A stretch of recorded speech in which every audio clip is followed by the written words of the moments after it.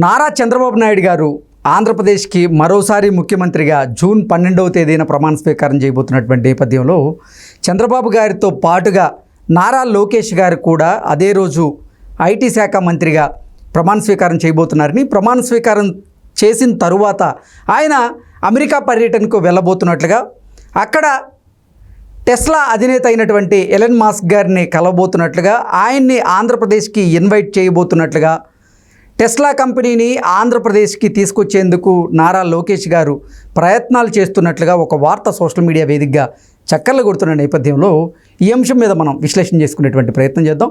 ప్రస్తుతం మనతో పాటు ఉన్నారు తెలుగుదేశం పార్టీ అధికార ప్రతినిధి సూర్యదేవర్ లత గారు. లత గారితో మాట్లాడదాం. లత గారు నమస్తే అండి. నమస్తే అండి. చంద్రబాబు గారితో పాటుగా ఆ రోజు లోకేష్ గారు కూడా ఐటీ శాఖ మంత్రిగా ప్రమాణ స్వీకారం చేయబోతున్నారని, ప్రమాణ స్వీకారం తర్వాత లోకేష్ గారు అమెరికాకి వెళ్ళబోతున్నారు అని, అమెరికాలో టెస్లా గ్రూప్ అధినేత అయినటువంటి ఎలన్ మస్క్ గారిని కలవబోతున్నట్లుగా, ఆయన్ని ఆంధ్రప్రదేశ్కి ఆహ్వానించబోతున్నట్లుగా, టెస్లా కంపెనీని ఆంధ్రప్రదేశ్కి తీసుకొచ్చే ప్రయత్నాలు నారా లోకేష్ గారు చేయబోతున్నట్లుగా సమాచారం ఎంత ఉంది. ఒక వార్త కూడా సోషల్ మీడియాలో చక్కర్లు కొడుతూ ఉంది. దీని మీద మీ విశ్లేషణ ఏంటి? లోకేష్ గారికి రాష్ట్రం మొత్తం మీద కూడా ఒక అవగాహన వచ్చింది. ఎలా వచ్చిందంటే, యువగలం పాదయాత్ర చేసినప్పుడు కానివ్వండి, ఆయన ప్రతి జిల్లా కూడా పర్యటించడం, విలేజ్ స్థాయి దగ్గర వరకు వెళ్ళటం, ఇదంతా చూసాం కదా.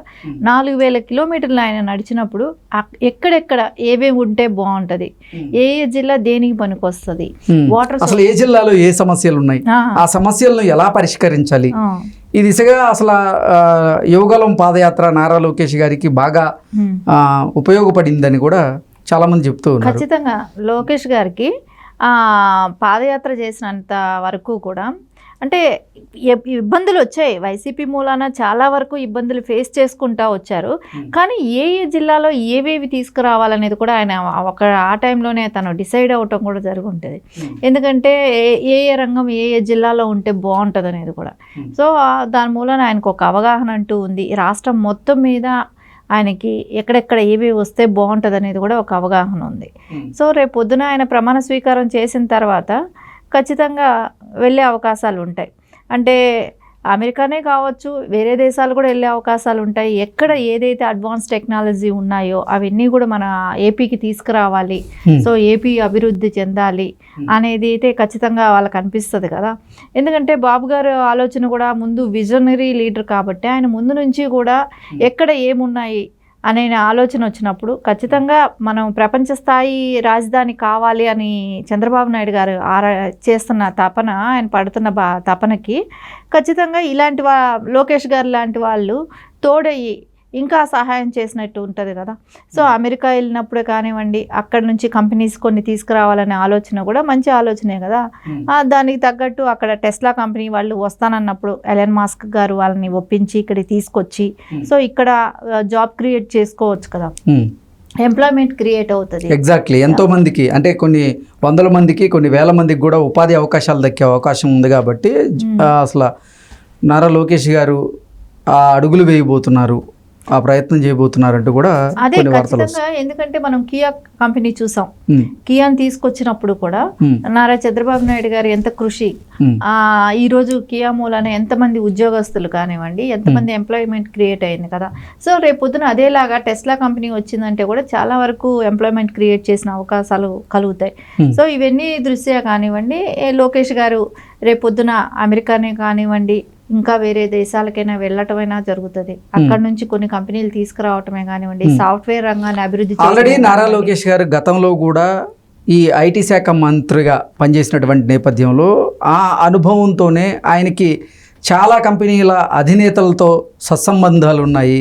కాబట్టి ఆయన ఐటీ శాఖ మంత్రిగా ప్రమాణ స్వీకారం చేసిన తర్వాత టెస్లా గ్రూప్ అధినేతతో పాటుగా మరికొంతమంది కంపెనీల అధినేతలను కూడా కలవబోతున్నారు. ఆయన ఆంధ్రప్రదేశ్కి వారిని ఆహ్వానించబోతున్నారు. ఆంధ్రప్రదేశ్లో పెద్ద ఎత్తున పెట్టుబడులు పెట్టించే విధంగా నారా లోకేష్ గారు కొన్ని నిర్ణయాలు తీసుకున్నారు అంటూ కొన్ని వార్తలు అయితే వస్తూ ఉన్నాయి. ఏంటి, నిజంగా నారా లోకేష్ గారు ఆ రకంగానే ప్లాన్ చేసుకున్నారా? ఇప్పుడు ఏపీకి కావాల్సింది ఎంప్లాయ్మెంట్ క్రియేషన్ ఉండాలి. ఎంప్లాయ్మెంట్ లేకుండా, సో జాబ్స్ అనే అవకాశం లేకుండా యువతకి వచ్చి చాలా కష్టంలో ఉన్నారు. సో ఇప్పుడు వాళ్ళకి వెంటనే మనం జాబ్స్ క్రియేట్ చేయాలి అని అంటే మనకు కంపెనీలు రావాలి. సో సాఫ్ట్వేర్ రంగం డెవలప్ అవ్వాలి. ఇప్పుడు పక్క రాష్ట్రాలైనా చెన్నైకో బెంగళూరుకో తెలంగాణకో వెళ్ళి వాళ్ళు జాబ్స్ చేస్తున్నారు కదా. సో మన రాష్ట్రంలో ఐటీ అంటే ఒక వైజాగ్ ఉంది, కానీ అంతగా ఇంకా అభివృద్ధి చెందలేదు. సో కంపేర్ టు ఈ సిటీలతో పోల్చుకుంటే ఇంకా అంత అభివృద్ధి చెందలే అక్కడ కూడా. సో ఇప్పుడు అమరావతి క్యాపిటల్ సిటీ అయిన తర్వాత అక్కడ కూడా కొన్ని జిల్లాల్లో ఐటీ హబ్గా పెట్టే అవకాశం ఉంది. ఎందుకంటే గతంలో తిరుపతి దగ్గర కూడా ఐటీ హబ్ పెట్టాలనే ప్లాన్ ఉండేది. సో దానికి అప్పుడు అద్దె భవనాలు తీసుకోవటం అవన్నీ స్టార్ట్ చేశారు. తర్వాత ఎలక్షన్స్ రావటం, తర్వాత ఇవన్నీ జరగటం మూలన కాస్త డిస్టర్బెన్స్ అయిపోయింది. సో ఇప్పుడు మళ్ళీ ఆయన ఏదైతే అనుకున్నారో అవన్నీ మళ్ళీ ఇప్పుడు ఫిల్ఫిల్ చేస్తారు కదా. సో అప్పుడు టైం తక్కువ ఉన్నది, సరే ఇప్పుడు నుంచి స్టార్ట్ చేస్తే కంప్లీట్ చేయగలం అనేది ఉంటుంది. కాబట్టి ఖచ్చితంగా ఇప్పుడు అన్ని ఐటీ రంగాన్నంతా కూడా అభివృద్ధి చెందాలనేది అయితే కోరుకుంటారు. ముందు ఎంప్లాయ్మెంట్ ఫస్ట్, అందరూ చాలా వరకు యువత నిరుత్సాహంలో ఉంది. సో వాళ్ళకంతా జాబ్ కావాలి. సో ఆ జాబ్ కావాలి అంటే బాబు రావాలంటే జాబ్ రావాలని, జాబ్ వస్తుందనే నమ్మకం ప్రజల్లో ఉంది. అది ఫిల్ఫిల్ చేయాలంటే లోకేష్ గారు ఇప్పుడు ఇట్లాంటి కంపెనీస్ అన్ని తీసుకొస్తే కానీ ఖచ్చితంగా అదంతా ఫిల్ఫిల్ చేయగలుగుతారు కూడా. నెక్స్ట్ అంటే ప్రమాణ స్వీకారం చేసిన తర్వాత నారా లోకేష్ గారు అమెరికాకి వెళ్తే కేవలం టెస్లా అధినేత ఎలన్ మాస్క్ గారిని మాత్రమే కలిసే అవకాశం ఉందా, లేదా ఇతర కంపెనీ అధినేతలను కూడా కలిసి వారితో మాట్లాడి వారిని ఒప్పించి ఆంధ్రప్రదేశ్లో వారి చేత పెట్టుబడులు పెట్టించేలాగా ఆయన ప్రయత్నాలు చేస్తున్నారా అంటే ఏం చెప్తారు? ఖచ్చితంగా ఇంకా వేరే కంపెనీస్ కూడా రావాల్సిన అవసరం ఉంది.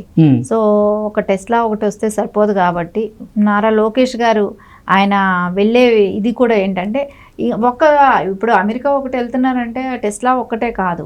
సో ఇంకా వేరే కంపెనీస్ తీసుకొచ్చే అవకాశాలు ఉంటాయి. సాఫ్ట్వేర్ రంగానికి అభివృద్ధి చెందే రకంగా ఇంకా కొన్ని ఆలోచనలు, దాన్ని తగ్గ ఆలోచనలతోనే ఆయన వెళ్తుంటారు జరుగుతుంది. కానీ సో ఒక్క టెస్లా కోసమే అయితే అంత దూరం అక్కడ వరకు ఆయన వెళ్లాల్సిన ఇంకా పలు కంపెనీలు తీసుకొచ్చే అవకాశాలు అయితే స్పష్టంగా ఉంటుంది. ఐటీ శాఖ మంత్రిగానే నారా లోకేష్ గారు ప్రమాణ స్వీకారం చేయబోతున్నారంటూ వార్తలు వస్తున్నటువంటి నేపథ్యంలో ఏంటి ఐటీ శాఖ మాత్రమే ఆయన తీసుకునే అవకాశం ఉందా, లేదా పురపాలక శాఖ లేదా ఇతర ఏదైనా కీలక శాఖలు కూడా నారా లోకేష్ గారు తీసుకునేటువంటి పరిస్థితులు ఉన్నాయంటే ఏం చెప్తారు? ఖచ్చితంగా ఐటీ శాఖే కాదు, ఇంకా వేరే ఇది కూడా తీసుకునే అవకాశాలు కూడా ఉండొచ్చేమో. ఎందుకు వెయిట్ అండ్ సీ అన్నట్టు మనం 12వ తారీఖు వరకు అయితే బెటర్ ఏమో మనం చెప్పుకోవటం కన్నా. కానీ ఖచ్చితంగా ఆయన మీద ఆయనకి ఎంత బాధ్యతలు పెట్టినా దాన్ని నెరవేర్చగలిగే సత్తా లోకేష్ గారికి ఉంది. ఎందుకంటే గతంలో ప్రూవ్ చేసుకున్నారు కూడా. ఇప్పటికే కొంతమంది ఇండియన్ కంపెనీల అధినేతలతో కూడా నారా లోకేష్ గారు టచ్లోకి వెళ్ళినట్లుగా HCL, ఇన్ఫోసిస్, అలాగే టాటా వంటి కంపెనీలను కూడా ఆయన ఆంధ్రప్రదేశ్కు ఆహ్వానిస్తున్నట్లుగా, వారికి ప్రత్యేక రాయితీలు కూడా ఇచ్చేందుకు నారా లోకేష్ గారు సిద్ధమైనట్లుగా, దానికి సంబంధించినటువంటి ప్రణాళికలను కూడా ఆయన రచిస్తున్నట్లుగా కొన్ని వార్తలు అయితే వస్తున్నాయి. వాటి గురించి ఏమంటారు? ఖచ్చితంగా రాయితీలు ఇవ్వటానికైనా కూడా వెనకాడరేమో. ఎందుకంటే ఇప్పుడు కావాల్సింది అభివృద్ధి చెందాలి. రాష్ట్రంలో ఎలాంటి డెవలప్మెంట్ లేకుండా పోయింది గత 5 ఏళ్లుగా కూడా. సో ఆ రాష్ట్రం ఈ రాష్ట్రం అని యువత అంతా బాధపడుతుంది. కాబట్టి ఖచ్చితంగా ఆంధ్రప్రదేశ్ అభివృద్ధి చెందాలంటే మన రాష్ట్రంలో, మన ఇండియాలో ఉన్న కంపెనీస్ కూడా మనం ఆకర్షించాల్సింది ఉంది. సో అవి తప్పకుండా రావాలి. తర్వాత అప్పుడే మనకు ఏపీ అభివృద్ధి చెందుతుంది కూడా. ఓకే అండి, thank you so much. Thank you.